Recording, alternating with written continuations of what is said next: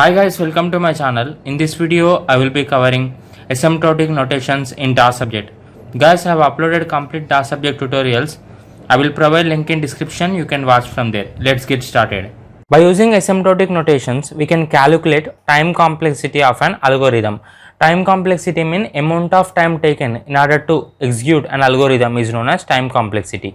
By using asymptotic notation, we can calculate best case time complexity, average case time complexity and worst case time complexity of an algorithm.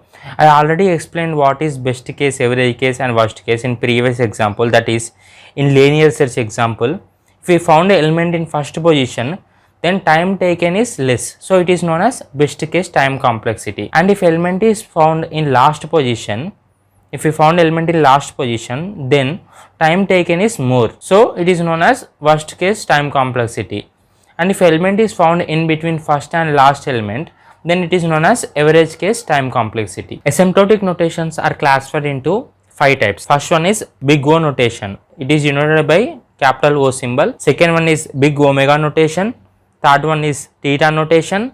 Fourth one is little o notation, and at last fifth one is omega notation. I will explain each and every notations in detail. First one is big O notation. It is denoted by capital O symbol. Big O notation is mainly used to represent upper bound of an algorithm's runtime. It is mainly used to represent upper bound of an algorithm. And by using big O notation, we can calculate worst case time complexity of an algorithm. Worst case time complexity means algorithm which takes maximum time for execution is known as worst case time complexity. So by using big O notations, we can calculate maximum amount of time taken by an algorithm for execution. This is known as big O notation. Main use is to calculate worst case time complexity. This is definition of big O notation. Let f of n comma g of n be two non-negative functions. Non-negative is nothing but positive functions. Let f of n, that is function f of n and function g of n, these both are two non-negative functions. Then f of n is equal to O into g of n. Here I took O because big O notation is denoted by capital O symbol. So I took here f of n equal to O into g of n. If there exist two positive constants, that is c and n naught, these both are two positive constants, such that f of n less than or equal to c into g of n for every n greater than n naught. Meaning of this is condition f of n equal to O into g of n is satisfied if f of n less than or equal to c into g of n for every n greater than n naught. Second, I will explain this definition. Let f of n comma g of n be two non-negative functions. Then f of n is equal to O into g of n if there exist two positive constants, that is c and n naught, such that f of n less than or equal to c into g of n for every n greater than n naught. This is graphical representation of big O notations. This is graph in which x-axis represents number of elements, that is denoted by, it is denoted by small n symbol, and y-axis represents time, it is denoted by small t symbol. From center there are two lines passing. First line is c into g of n, and whereas second line is f of n. C into g of n should be in upper position because I already explained big O notation is mainly used to represent upper bound of an algorithm. So c into g of n should be in upper position, and whereas f of n should be below c into g of n, that is in lower position. And point at which these two lines meet is known as n naught, where n is greater than n naught. This is an example of big O notation. Before that, you need to see this definition. From this definition, let f of n comma g of n be two non-negative functions. So at first we need to take two non-negative functions. I took f of n and g of n. These two are functions. The value of f of n is 3n plus 2, and whereas value of g of n is n. So in order to satisfy this condition, that is f of n is equal to O into g of n, in order to prove this condition, we need to satisfy this condition. In order to prove f of n is equal to O into g of n, we need to satisfy condition, that is f of n less than or equal to c into g of n for every n greater than n naught. We need to substitute f of n value of f of n and value of g of n in this. F of n less than or equal to c into g of n, where f of n is 3n plus 2. So 3n plus 2 less than or equal to c into, and value of g of n is n. So I substituted this f of n comma g of n values in this condition. So 3n plus 2 less than or equal to c into n after substituting these values. Now we need to substitute constant c with any number. Let us take c equal to 4 because 3 plus 2 is 5. So we need to take any nearby number. So I took c equal to 4. Now I am substituting the c value in this. So 3n plus 2 less than or equal to c is 4. So 4 into n. Now we need to substitute n with any number. Here n is nothing but n naught. We need to substitute n naught with any number. We need to start from number 1. So I took n naught equal to 1. And we need to substitute this value until our condition gets satisfied. We need to keep incrementing values until our condition gets satisfied. I will substitute in this so you can clearly understand. Here 3, I took n naught as 1. So 3 into 1 plus 2 less than or equal to 4 into value of n is 1. So 1. 3 1 ja 3 plus 2, that is 3 plus 2 5. 5 less than or equal to 4 into 1, that is 4. This condition is false because 5 is not less than or equal to 4. 5 is greater than 4. So this condition is not satisfied. If condition is not satisfied, we need to increment value. That is, I took n naught as 2 because 1 is not satisfied. So I incremented value. Now I took n naught as 2 and again I need to substitute this 2 in this. That is 3n. That is 3 into 2 plus 2 less than or equal to 4 into value of n is 2. That is 3 2 ja 6. 6 plus 2 less than or equal to 8.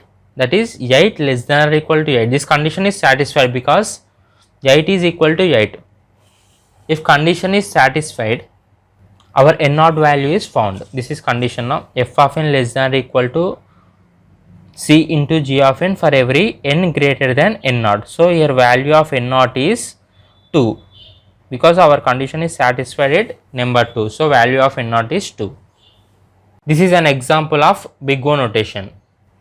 Next I will explain big omega notation. If you understand this big O notation, remaining all these notations are very easy to understand because all are same as big O notation, only some small changes. Now let me explain big omega notation. Big omega notation is mainly used to represent lower bound of an algorithm runtime, whereas big O notation is used to represent upper bound of an algorithm. But big omega notation is used to represent lower bound of an algorithm, and by using big omega notation we can calculate best case time complexity of an algorithm. Best case time complexity mean minimum amount of time that an algorithm requires for execution is known as best case time complexity, and by using big omega notation we can calculate minimum amount of time that an algorithm requires for execution, whereas big O notation is used to calculate worst case time complexity, but big omega notation is used to calculate best case time complexity. This is definition of big omega notation. Let f of n and g of n be two non-negative functions, then f of n equal to omega of g of n. Here I took omega because this is big omega notation. If there exist two positive constants c and n naught such that f of n is greater than or equal to c into g of n for every n greater than n naught. This definition is same as big O notation, only difference is that here in place of O we used omega and in place of less than or equal to we used greater than or equal to. Only these two difference. Here f of n is greater than or equal to c into g of n because here we are calculating best case time complexity, because big omega notation is used to calculate best case time complexity. So f of n is greater than or equal to c into g of n for every n greater than n naught. This is graphical representation of big omega notation. Here I took graph in which x axis represents number of elements and y axis represent time, and there are two lines passing from center. First line is f of n, and whereas second line is c into g of n. Here c into g of n represent lower direction, because big omega notation is mainly used to represent lower bound of an algorithm. So c into g of n is lower to f of n, whereas in big O notation I took c into g of n upward because it is used to represent upper bound, whereas in big omega notation it represents lower bound. So I took c into g of n lower to f of n, and point at which these two lines meet is known as n naught, where n is greater than n naught. And this is an example of big omega notation. Here I took two functions, that is f of n and g of n. Value of f of n is 3n plus 2 and value of g of n is n, same as before example. And here we need to prove that f of n equal to omega of g of n. In order to prove this, we need to satisfy this condition, that is f of n is greater than or equal to c into g of n. We need to substitute c with any value. I took c value as 1. So 3n plus 2 greater than or equal to value of c is 1 into n. Now we need to substitute n with any number. We need to start from number 1. So n is nothing but n naught. Value of n naught is 1. We need to substitute this n naught value in this, that is 3 into value of n is 1 plus 2 greater than or equal to 1 into value of n is 1, that is 3 plus 2 5 greater than or equal to 1. This condition is satisfied because 5 is greater than 1. So if this condition is satisfied, we can stop here, and value of n naught is 1. So f of n is greater than or equal to c into g of n for every n greater than value of n naught is 1. So n greater than 1.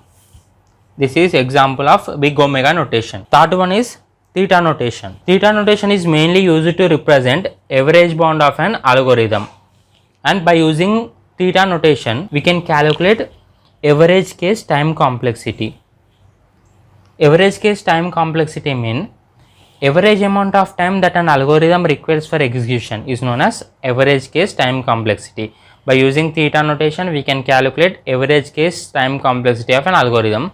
This is definition of theta notation. Let f of n comma g of n be two non-negative functions, then f of n equal to theta of g of n if there exist three positive constants, they are c1, c2 and n naught, such that c1 into g of n less than or equal to f of n less than or equal to c2 into g of n for every n greater than n naught.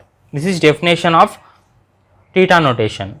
Whereas in big O and big omega notations there are only two constants, that is c and n naught, but whereas in theta notation there are three positive constants, they are c1, c2 and n naught. This is graphical representation of theta notation, where there are three lines passing from center, where c1 into g of n less than or equal to f of n, that is lower bound, and whereas if you close this, f of n less than or equal to c2 into g of n, which is an upper bound, and where f of n is placed in between this. This is graphical representation. Now I will explain theta notation with an example. This is an example of theta notation, same example which we have calculated before.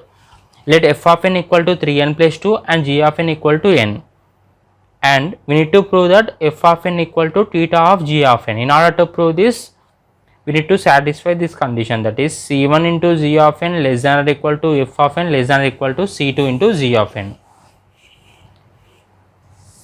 We already calculated before. In big O notation we took value of c is 4, so value of c2 is 4, and whereas in big omega notation value of c is 1, so c1 is 1, and we need to substitute this value of c1 and c2 in this. Value of c1 is 1 into n less than or equal to 3n plus 2 less than or equal to 4 into n. Now we need to substitute value of n with any number. N is nothing but n naught. We need to start from number 1. So substitute value of n with number 1. 1 into 1 less than or equal to 3 into value of n is 1. 1 plus 2 less than or equal to 4 into 1. So 1 less than 5 less than 4. Here 1 less than or equal to 5 less than or equal to 4. 1 less than or equal to 5. This condition is true. But 5 less than or equal to 4, this condition is false because 5 is greater than 4. So again we need to substitute n by incrementing value. So let n not equal to 2 and we need to substitute 2 in this. 1 into 2 less than or equal to 3 into 2 plus 2 less than or equal to 4 into 2, that is 2 less than or equal to 8 less than or equal to 8. This condition is satisfied because 2 is less than 8 and 8 is equal to 8. This condition is satisfied. So C1 into g of n less than or equal to f of n less than or equal to C2 into g of n for every n greater than 2. This is example of theta notation. Next, little o notation. There is no example and graphical representation of little o notation. There is only definition.